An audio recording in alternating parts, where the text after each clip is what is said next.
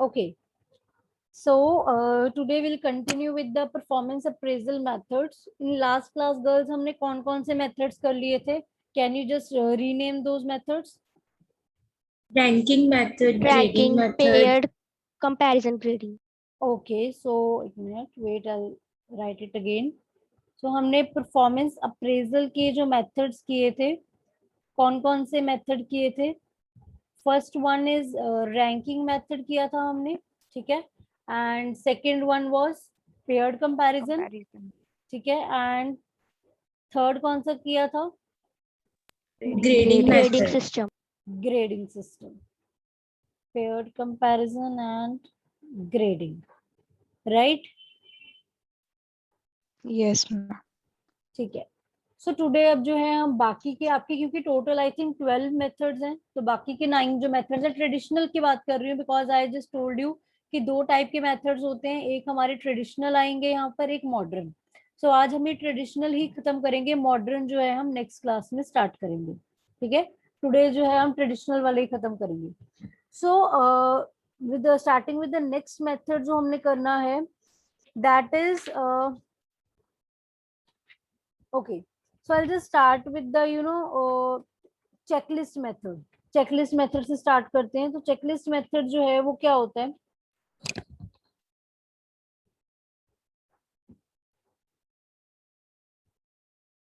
Checklist method. इसमें क्या होगा girls? In this kind of methods जो है हमें लाइक बहुत सारे टाइप्स की चेकलिस्ट दी जाएंगी. एक होती है simple checklist, right?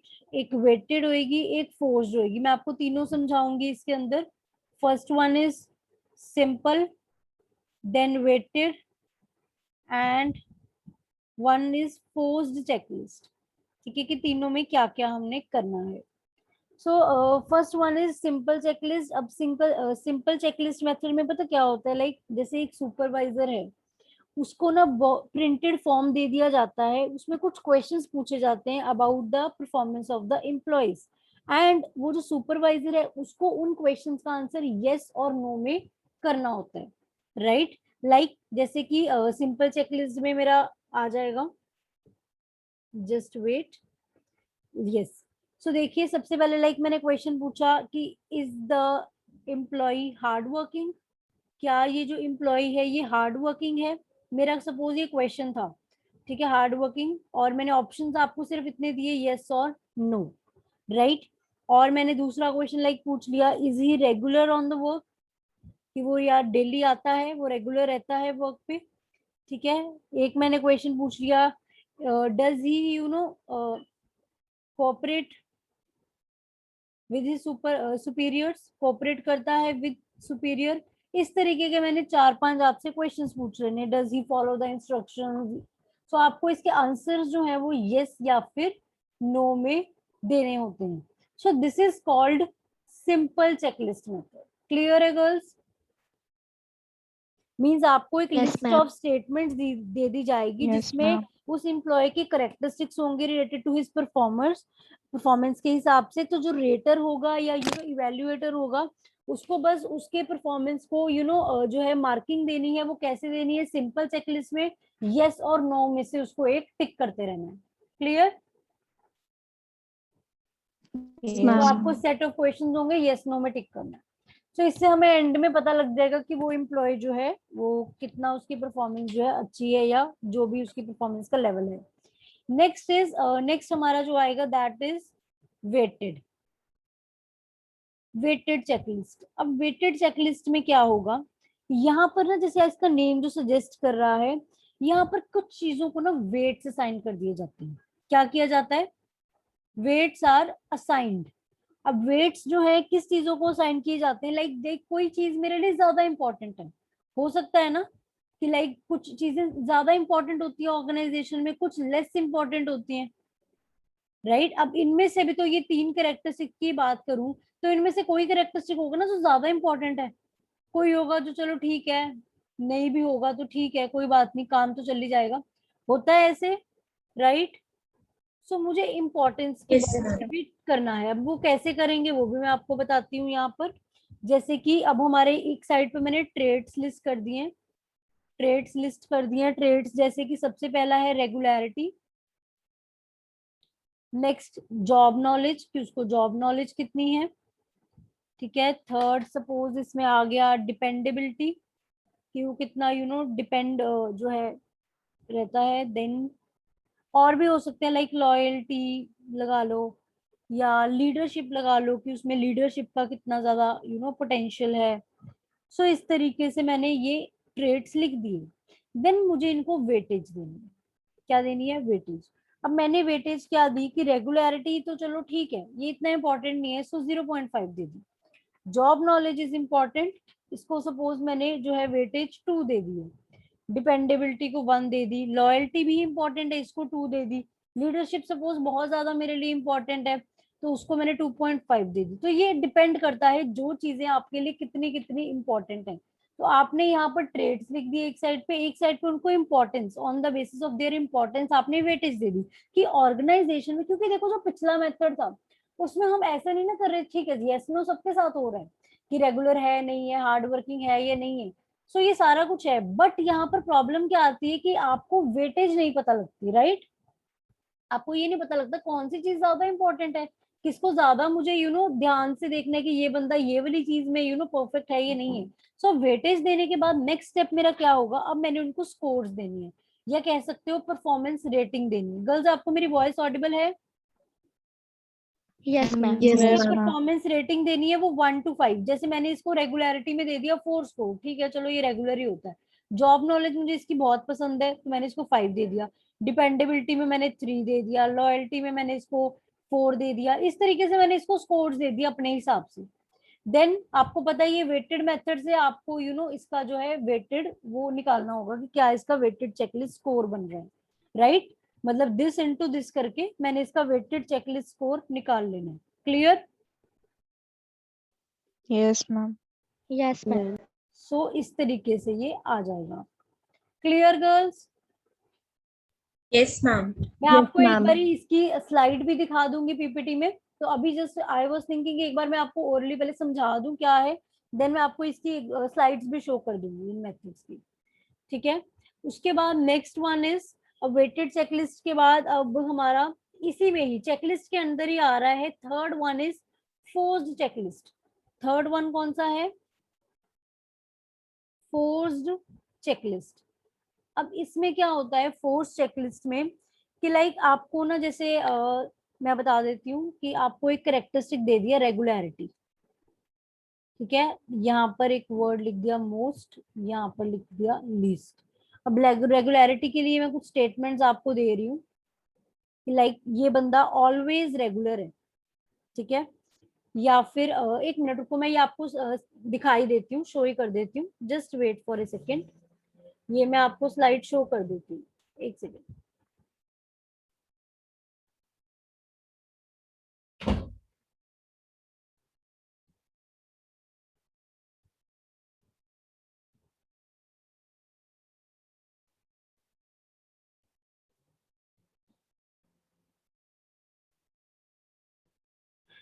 Yes girls आपको शो हो रही है slide?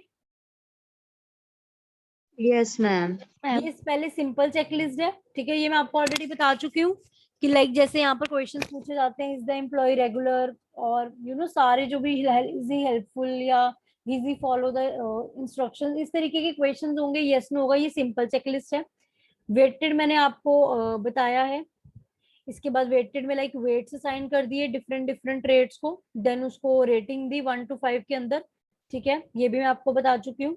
Next is force choice method. इसमें अब क्या होता है लाइक दिस काइंड ऑफ। अब मैंने क्या किया, मैंने आपको एक क्राइटेरिया दे दिया कि रेगुलरिटी ऑन द जॉब। अब इसमें rating the most and least कि लाइक ये मैंने 5 चीजें लिखी है, इसको पढ़ो जरा। Always regular, inform a day, inform in advance for the delay, never regular, remains absent, और नीदर रेगुलर नॉर इरेगुलर, ठीक है। तो यहाँ पर रिमेन्स एब्सेंट विदाउट इन्फॉर्मिंग कर दो या विदाउट प्रायर नोटिस कि वो बिना बताए ही एब्सेंट हो जाता है। सो मैंने ये कुछ चीजें लिख दी हैं, स्टेटमेंट्स कुछ लिख दी हैं। अब आपने ना इसको एक एम्प्लॉय को लाइक रेटिंग देनी है कि उसमें इन स्टेटमेंट में से सबसे ज्यादा क्या है और सबसे कम क्या है, ठीक है। जो चीज आपको ज्यादा लगेगी वो आप मोस्ट के आगे टिक कर देना, जो चीज आपको कम लगेगी वो आप लीस्ट के आगे, लाइक मुझे लगता है कि नहीं यार ये बंदा तो हमेशा रेगुलर ही रहता है, तो मैंने ऑलवेज रेगुलर में मोस्ट के आगे टिक कर देना है। एंड इनफॉर्म भी करता है हर बारी, तो ये भी मोस्ट के आगे। और नेवर रेगुलर, तो लीस्ट की ये चीज इसमें लीस्ट है कि कभी ऐसे रेगुलर नहीं होना, एब्सेंट होना, ठीक है, तो उनमें आप लीस्ट पे टिक कर देना। क्लियर हुआ मेरा पॉइंट? Yes, ma'am. ठीक है, तो मैं इस तरीके से आपको बता भी देती हूँ, जैसे ये 5 स्टेटमेंट्स हैं, ठीक है, ऑलवेज, रेगुलर, दिस 5 स्टेटमेंट्स है। जौन सी पे आप सबसे ज्यादा एग्री कर रहे हो उसको मोस्ट पे टिक कर दो, जिस पे आप सबसे कम एग्री कर रहे हो उस एम्प्लॉय के लिए उसको आप लीस्ट पे टिक कर दो। Clear? Yes, ma'am. Yes, ma'am. So this is fourth choice checklist. तो इसके बाद अब हमारा जो चेकलिस्ट वाला गर्ल्स आपको क्लियर है? Yes, ma'am. Yes, ma'am. Okay, एक सेकेंड जस्ट वेट। आपको वेट, आपको अभी शो हो रहा है मेरी screen? Yes, ma'am. Yes, ma'am. आपको वर्ड शो हो रहा है girls? No, ma'am. PPT show हो रही है। पीपीटी शो हो रही है ना, एक सेकंड मुझे उसको चेंज करना पड़ेगा, जस्ट वेट अ सेकंड।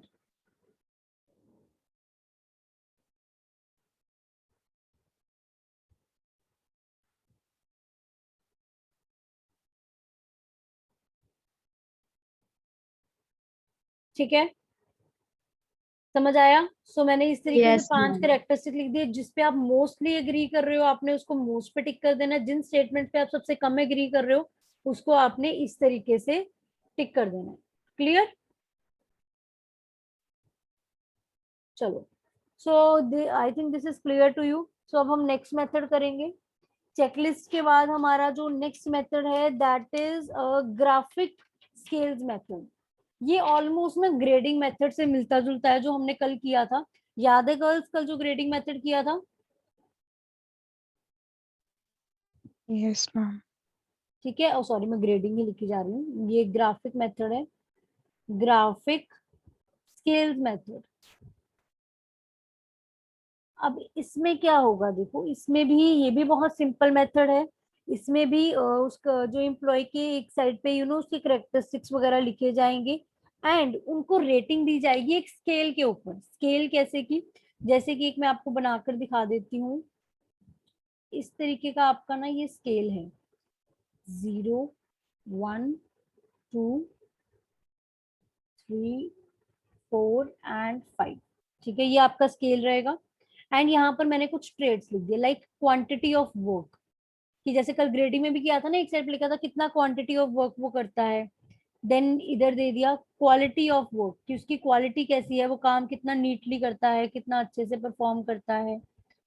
कि 0 1 2 3 4 5 इस तरीके से इधर भी दे दिया। देन मैंने देखा उसकी जॉब नॉलेज, उसमें भी सेम यही चीजें लिख दी। गर्ल समझ आ रहा है मेरा point, what I am trying to say? Yes, ma'am. Yes, इस ma'am. तरीके से स्केल बना देना डिफरेंट डिफरेंट करेक्टरिस्टिक्स लिखकर। अब आपने क्या करना है, अब इनको नंबर, जो ये जो नंबर दिए ना इनका वैल्यू क्या है, इनको मैंने बताना भी है कि ये नंबर क्या डिनोट कर रहे हैं। मतलब अगर मैं किसी को 0 दे रही हूँ इट मीन्स उसकी अनसेटिस्फैक्टरी परफॉर्मेंस है, ठीक है। और अगर किसी को 1 दे रही हूँ that means he is poor. If 2 दे रही हूँ it means fair, average, third means average, fourth means good, and then fifth means excellent. Clear? So आपको स्केल क्लियर हो रहा है कि 0 में क्या डिनोट हो रहा है, अगर मैं 1 दे रही हूँ तो क्या डिनोट हो रहा है? क्लियर है बच्चे? Yes, ma'am. अब एक चीज मेरी ध्यान से जो आपने समझनी है, 2 टाइप के गर्ल स्केल्स होते हैं। एक होता है हमारा कंटिन्यूस स्केल, एक होता है डिसकंटिन्यूस स्केल। जो ये वाला है ना, जो अभी मैंने आपके सामने बनाया हुआ है, ये होता है कंटिन्यूस स्केल। इसको क्या बोलेंगे? Continuous scale. क्या बोलेंगे गर्ल्स? Continuous scale. Continuous ठीक है, scale. या सो अब इसमें कंटिन्यूस मैंने वर्ड क्यों यूज किया है, बिकॉज अब सपोज कर लो आपको कोई बंदा ना लग रहा है कि यार एवरेज और गुड के बीच में, तो आप उसको यहां पर दे दो उसको पॉइंट। समझ आ रही है बात? इसमें ये कंटिन्यूस है, Yes, ऐसा ma'am. नहीं आपको 1 ही देना है, 2 ही देना है, 3 ही देना है, 4 ही देना है, 5 ही देना है। ऐसे तो फिर मैं बॉक्सेस ही बना देती, आप बॉक्स ही टिक कर देते, 1 के नीचे वाला या 2 के नीचे वाला या 3। मैंने यहाँ बॉक्सेस नहीं बनाए, मैंने ये स्केल बनाया है कि आपको अगर ये एवरेज और गुड के बीच में लग रहा है तो आप ये भी कर सकते हो, फेयर या एवरेज के बीच में लग रहा है तो आप यहाँ पर किसी पॉइंट को दे दो। एक्सीलेंट मतलब आपको लग रहा है कि गुड है बट बहुत एक्सीलेंट नहीं है, तो यहाँ दे दो। समझ आ रही है मेरी बात? Yes, ma'am. Yes, तो ये होता है कंटिन्यूस स्केल, जिसमें आप ये कंटिन्यूस में रहता है। यहाँ पर आप कहीं पर भी उसको 0 से 5 के बीच में आप उसको कोई भी नंबर दे सकते हो, ठीक है, लाइक 4.5, 4.7, 4.6 कोई भी आप दे सकते हो यहाँ पर। सो this is example of continuous scale, ठीक है। बट जो डिस्क्रीट सी जो दूसरा है मेरा डिसकंटिन्यूस, या मैं उसके लिए आपको एक वर्ड बोलूंगी लाइक डिस्क्रीट सीरीज, ठीक है। जो डिस्क्रीट जो होता है उसमें मैं क्या करूंगी, उसमें मैं ना यहाँ पर ना बॉक्सेस यूज करूंगी कि आपको जौन सा वाला, इसमें मैंने कंटिन्यूस नहीं दिया कि आप बीच में भी कहीं पर टिक कर दो, आपको टिक सिर्फ बॉक्सेस में ही करना है। मतलब या आपको 0 स्कोर देना है, या उसको 1 देना है, या 2 देना है, 3 देना है, 4 देना है, 5 देना है। सो मीन्स मुझे वो एवरेज लग रहा है, मैंने उसको 3 दे दिया। समझ आ रही है?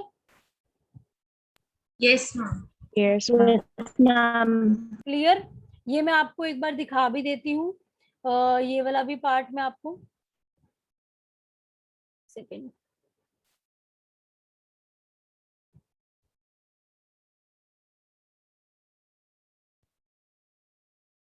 अपनी स्क्रीन ही शेयर कर देती हूँ, I think that will be better, because बार बार ऐसे शिफ्ट करने से।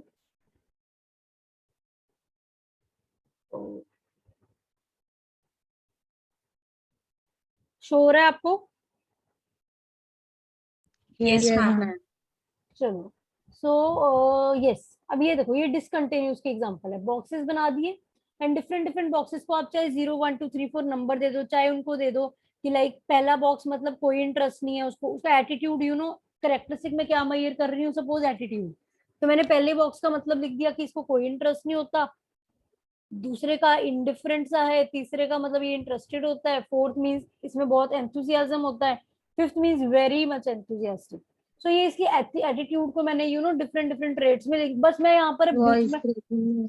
बच हेलो, वॉइस आ रही है आपको? Yes, ma'am. सो अब यहाँ पर देखो, मेरे पास चॉइस नहीं ना है, मुझे उसको बॉक्स के बीच में टिक करना पड़ेगा, राइट? मैं यहाँ पर कहीं पर बीच में तो नहीं ना कर सकती स्केल की तरह, Yes, ma'am. ठीक है। So I hope it is clear to you girls. Yes, ma'am. Yes, ma'am. ठीक है।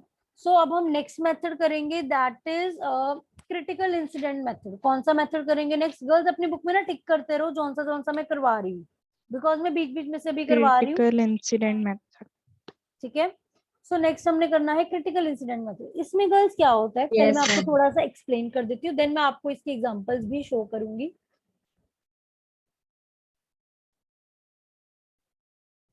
या सो क्रिटिकल इंसिडेंट मेथड क्या होता है बच्चे? इसमें ये होगा कि लाइक ये जो मेथड है ना, ये इसमें वर्कर की ना हम परफॉर्मेंस को मेजर करते हैं in terms of certain incidents, और जो कुछ ऐसे इवेंट्स या इंसिडेंट्स हुए होते हैं ऑर्गेनाइजेशन में। जैसे कि ना सपोज कर लो कि ना एक बार ना आग लग गई थी ऑर्गेनाइजेशन में, तो एम्प्लॉय ने कैसे बिहेव किया, कैसे उसने रिएक्ट किया, क्या उसने प्रिकॉशनरी मेजर्स लिए, राइट? या कोई एक पर्टिकुलर से होता है ना, हम कुछ इंसिडेंट्स, कुछ स्पेशल इंसिडेंट्स होते हैं, इसमें बंदे की क्वालिटीज बाहर आती है, अच्छी भी हो सकती है, बुरी भी हो सकती है, राइट? सो कई बार ना जो एम्प्लॉयर है या सुपरवाइजर है ना, वो ये क्रिटिकल इंसिडेंट मेथड यूज करता है। उसमें ना वो कुछ क्रिटिकल इंसिडेंट्स जो भी होते हैं ना, उसमें वो आपकी परफॉर्मेंस को ना नोट करता रहता है कि लाइक कि आपने किस सिचुएशन में कैसे रिएक्ट किया, कि आपका बिहेवियर इफेक्टिव था, इनइफेक्टिव था, कि किस तरीके का बिहेवियर था। तो क्रिटिकल इंसिडेंट्स को वो नोट करता रहता है। अब वो किस टाइप की क्रिटिकल इंसिडेंट्स हो सकते हैं मैं आपको बताती हूँ। जैसे यहाँ एग्जांपल दी हुई है, ये पढ़ो जरा, एक जना प्लीज रीड आउट करो इसको, please anyone read it loud.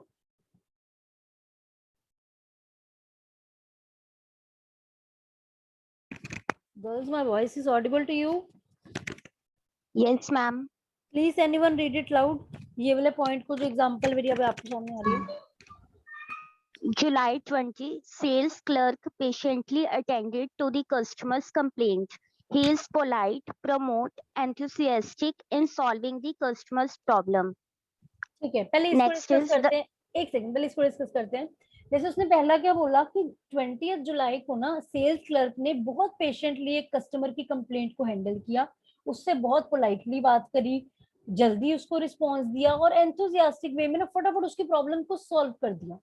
मैंने ये चीज नोट कर ली, सपोज मैं उसका सुपरवाइजर हूँ या उसकी मैनेजर हूँ, मैंने ये चीज को नोट करके रख लिया कि इस तरीके को इस बंदे ने ना इस तरीके का बिहेवियर शो किया था। So it is a critical incident, right? कि बाद में जब मैं उसकी परफॉर्मेंस को रेट करूंगी तो मैं ये माइंड में रखूंगी कि ये बंदा अच्छे से हैंडल कर लेता है कंप्लेंट को, राइट? सिमिलरली अब जुलाई 20 का कोई पड़ेगा, नेक्स्ट वाला, sorry, sales assistant. The sales assistant stayed 45 minutes beyond his break during the busiest part of the day. He failed to answer store manager's call thrice. He is lazy, negligent, stubborn, and uninterested in work. ठीक है, so अब इससे क्या पता लगा कि एक cell assistant है, तब वो ना ब्रेक में ना, जैसे ब्रेक का टाइम सपोज हाफ आवर था, वो उस हाफ आवर के भी 45 मिनट बाद तक ब्रेक में ही था। Sale assistant stayed 45 minutes beyond his break during the busiest part of the day. Like कोई होता है ना कि बहुत बिजी डे था उस दिन या बहुत बिजी चल रहा था उस टाइम, फिर भी उस बंदे ने अपनी ब्रेक को आधा पौना घंटा वो ब्रेक में ही बैठा रहा, एक्स्ट्रा जितना आधा घंटा होता है, सपोज वो 1-1.5 घंटा ब्रेक में ही बैठा रहा, जबकि वो दिन बहुत बिजी था और उस दिन बहुत ज्यादा काम था। ठीक है, और उसने इवन स्टोर मैनेजर की इंपॉर्टेंट कॉल भी नहीं सुनी, 3 बार उसने उसको कॉल करने की कोशिश करी। सो इससे मुझे ये पता लग रहा है कि ये बंदा बहुत लेजी है, स्टबर्न है और इसको काम में कोई इंटरेस्ट नहीं है। तो मैंने ये भी नोट कर लिया। ठीक है, ये दो मे बी डिफरेंट लोग हो सकते हैं, तो मैं जस्ट नोट कर रही हूँ क्रिटिकल इंसिडेंट्स। समझ आ रहा है गर्ल्स? पॉइंट रिपीट कर दो मैम, फर्स्ट पॉइंट रिपीट कर दो, आपकी आवाज क्रैक हो रही थी। फर्स्ट पॉइंट में बच्चे देखो यही है कि जैसे कि होता है ना कि आपने किसी कस्टमर की ना कंप्लेंट, आपको कोई कस्टमर कंप्लेंट करने आया, आपने बड़े पोलाइटली उसको जवाब दिया, उसकी फटाफट से उसकी कंप्लेंट को सॉल्व करने की कोशिश की, बड़े एंथुजियास्टिक वे में, एनर्जी से, मतलब उसका फटाफट काम करा दिया, राइट? एंड उसको कोई भी अगर वो आपके पास आके भड़क भी रहा था, गुस्से में भी बोल रहा था, तो आपने बड़ा पोलाइटली उसको डील किया। So it is a positive incident. जो सेकंड वन है that is a negative incident. Clear है गर्ल्स? सो मे बी ये दो अलग अलग एम्प्लॉयज के इंसिडेंट। तो एम्प्लॉयर क्या करेगा, वो आपके ये जो क्रिटिकल इंसिडेंट्स हैं इनको नोट कर लेगा, राइट? एंड इसके बेसिस पे आपकी परफॉर्मेंस को जज करेगा। लेकिन इसके कुछ डिसएडवांटेज भी हैं इस मेथड के। क्या डिसएडवांटेज हो सकते हैं गर्ल्स?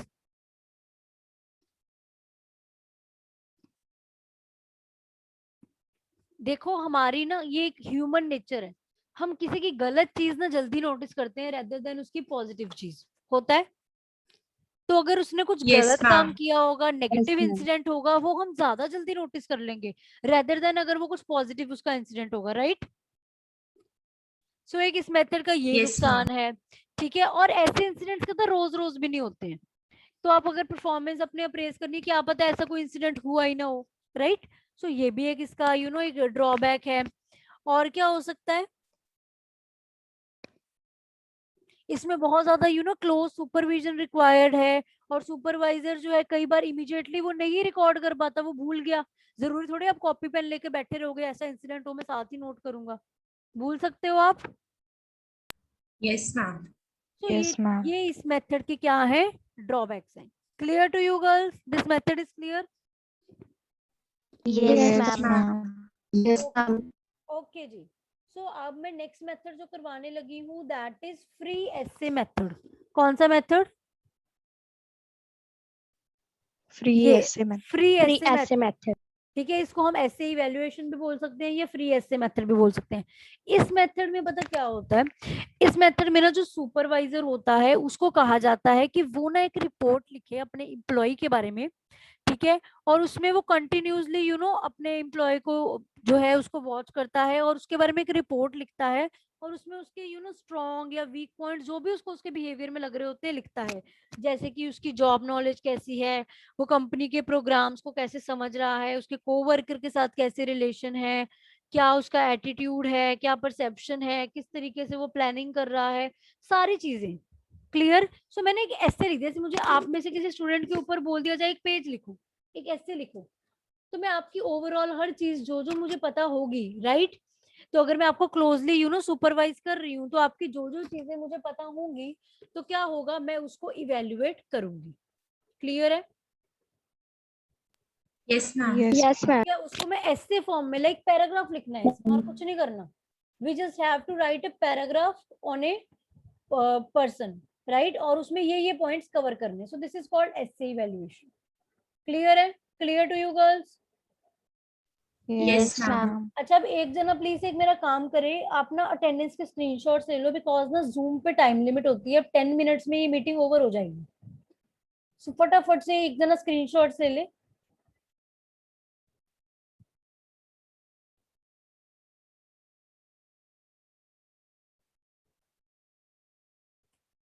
तब तक मैं नेक्स्ट स्टार्ट करवाती हूँ। Next is confidential report method. कौन सा मेथड है नेक्स्ट? Confidential report, ma'am.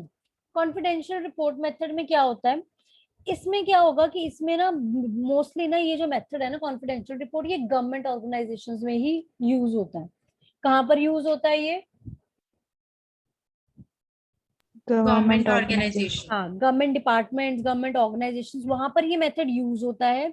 और इसमें ना आपकी परफॉर्मेंस अप्रेजल कुछ कॉन्फिडेंशियल रिपोर्ट्स के थ्रू की जाती है, जो कि usually at the end of the year बनाई जाती है। ठीक है। सो यहाँ पर क्या होता है कि ये जो रिपोर्ट है ये किस रिलेटेड होती है, आपके लाइक परफॉर्मेंस, आपकी एबिलिटी, आपके करेक्टर, उसके रिलेटेड ये रिपोर्ट होती है। एंड ये आपका इमीडिएट सुपरवाइजर जो होता है वही ये रिपोर्ट बनाता है। ठीक है। सो यहाँ पर रिपोर्ट में ना ये सब्जेक्टिव ही है, डाटाबेस नहीं है इसमें। आप सब्जेक्टिव, जैसे फ्री ऐसे मेथड में था ना थोड़ा सा, उसी टाइप का है ये। आपको सब्जेक्टिव से उसके बारे में रिपोर्ट लिखनी होती है, जो भी आपके अंदर सबॉर्डिनेट वर्क कर रहा होता है। ठीक है। बट इस मेथड का ना एक जो डिसएडवांटेज है वो क्या है कि ये कॉन्फिडेंशियल इसका नेम है ना। सो यहाँ पर जो भी वो रिपोर्ट होगी ना वो उसके एम्प्लॉय को बताई नहीं जाएगी। जैसे मैं आपका टेस्ट ले लूं बट आपको रिजल्ट ना बताऊं, समझे मेरी बात? मैंने आपको फीडबैक ही नहीं दिया, आपकी परफॉर्मेंस अप्रेज करके वो कॉन्फिडेंशियल रिपोर्ट आगे सबमिट कर दी एचआर डिपार्टमेंट में या कहीं भी, बट आपको नहीं बताया आपकी परफॉर्मेंस अच्छी है, बुरी है, आपको इम्प्रूव करना चाहिए, नहीं करना चाहिए, कुछ नहीं बताया। Clear girls? Yes, ma'am. तो इसकी बहुत लिमिटेड क्रेडिबिलिटी है Yes, just ma'am. Because of this thing, because यहाँ पर ठीक है उसकी स्ट्रेंथ वीकनेस हम हाईलाइट कर रहे हैं बट उसको थोड़े बता रहे हैं।